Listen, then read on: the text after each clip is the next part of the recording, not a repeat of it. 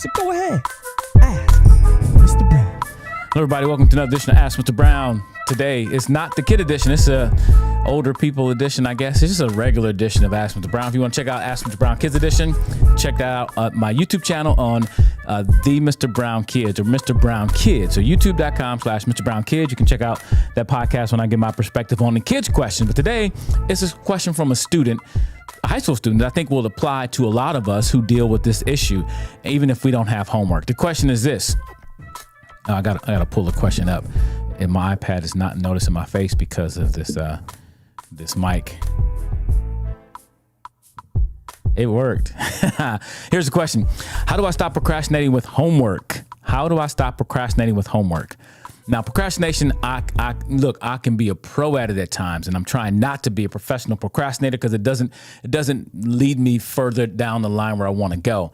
It's a detour, and the problem with procrastination is, it can feel good. It literally, let's be real, it feels good sometimes procrastinate because it brings some short-term comfort. I'll put it this way. Procrastination can lead to short-term comfort, but long-term complications. Can anybody relate with that? Think about the last time you procrastinated about something that you had to do, you had to get done, that it led to short-term comfort, but long-term complications. Like you were supposed to get something done, you didn't get it done because you procrastinated. I feel that. And so what I'm going to talk about can apply to homework, to dishes, to whatever else you got to do in your life when it comes to procrastination, not procrastinating. So again, procrastination can lead to short-term comfort, but long-term complication. So let me say this. I'll tell you a story about me. One time I procrastinated and it cost me a whole lot of money. I call it my procrastination tax. Well, every year you get the renewal for your license, or you're driving in California, you get the renewal license thing, right? So, you got to renew your tags. And it costs like $350 to renew my tags. And that just caused some pain to me when I saw the bill, like $350. So it had some negative emotions attached to it. Like, I don't want to pay all that money. So I don't want to deal with that right now. So I slid it to the side. I'll pay it later. And then also, I didn't want to give the government my money too early. I don't want to give them all that money too early. Like, I'm going to pay it when it's due, like the last minute. So I procrastinated. As you can guess, I forgot. And in California, they have a scale that if you pay it by this time, it's this amount of money. Then it goes up every month that you don't pay it, right? Or maybe every week. I don't know. It's a scale, right?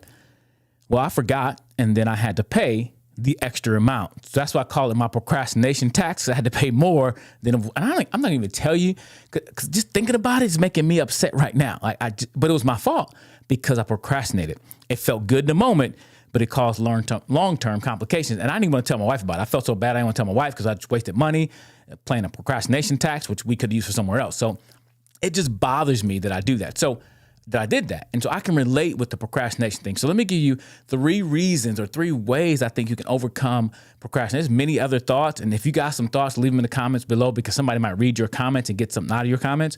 So don't be afraid to share your thoughts. But here are 3 things I came up with when it talks about the idea of overcoming procrastination, or answering the question, or give my perspective on how do I stop procrastinating with homework? And you can put anything there too after homework. How do I stop procrastinating with blank? Number 1. Change your mindset. Change your mindset.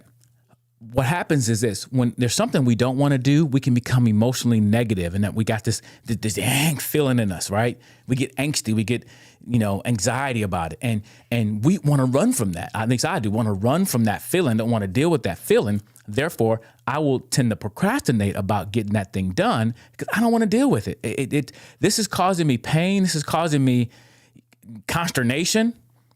Different from constipation, by the way, but it's causing me consternation, and I don't want to deal with it. So my tendency is to run from it, to put it off.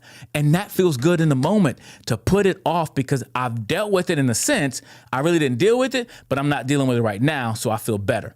And so you have to change your mindset around your homework or whatever it is that you are dealing with, that you need to get done. And so one of the things I do is this: I focus on not what I have to do or the pain associated with I have to do. I focus on the fact that I'm almost getting it done, that I'm getting it done. And I want to focus on that feeling I get once I get it done. Because if you would look to the last time you procrastinated, you probably felt really good after it was done. Like you just procrastinated. And here's the real thing, that if you procrastinate, you are you are prolonging the pain associated with doing the thing you need to do. Like, you don't want to do it. You procrastinate, and it's painful. It's negative emotions. And the longer you don't do it, you're prolonging your own pain. But when you get it done, you're like, I got that done. It's in the rearview mirror. So one of the ways you can just change your mindset, not focus on what you have to do, that all the pain associated with what you got to get done, but simply think about, hey, I'm halfway done with this. And when I get there, I'm gonna feel so much better when it's done. So change your mindset is step number one. Stop focusing on the negative feelings you have about doing something and the positive feelings you have about when you get it done. And think about that for yourself. The last time you procrastinated over your homework or whatever it was, did you prolong the negative pain by putting it off? I gotta do. Then you do the night before. And it's part of in your brain too. Like, let's say you got something to do on Tuesday or on Thursday and you got it on Monday. You think about it Monday, Tuesday, Wednesday, and then you do it Wednesday night, right? If you would get it done right away, this would be something you have to think about. It's done. Man, freedom, right? You can have a party, right? So change your mindset about the thing that you got to get done and focus on getting it done. That's number one. Number two, motivation is huge. What motivates you? And some of us are motivated by the carrot or by the stick. Like, you can be motivated by the carrot or the stick. What I mean by this, the carrot, there's something positive at the end of the rainbow, so to speak. At the end of this task, there's a carrot that you want to get to. And sometimes that can motivate you. If I get this done, then I get to do X, Y, or Z. Well, the stick is, if I don't get this done, then X, Y, or Z is going to happen to me. Whichever one of those motivates you, hey, use the motivation, your advantage, to stop procrastinating, to get it done.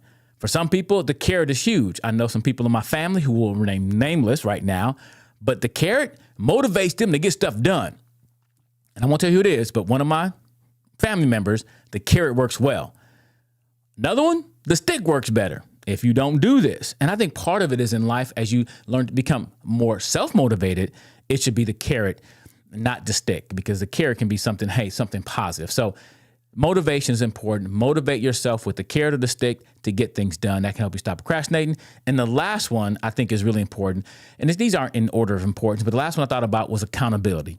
We all need accountability to get stuff done in our lives, whether for you, if that's a parent, a teacher, a friend, or even your community, that you're willing to say, you know what, I'm part of this group and I want to be a positive part of this group. I want to get stuff done. So it doesn't always mean that they make you do something, but I think accountability is like this. We all need people in our life who will make us, motivate us, encourage us to do the things we want to do, that we don't want to do, so we'll become the people that we do want to become. I'm going to say it again. We all need coaches, friends, family members that will help us, motivate us, engage us, and sometimes even make you do things you don't want to do, so you become the person you want to become. And that accountability is important.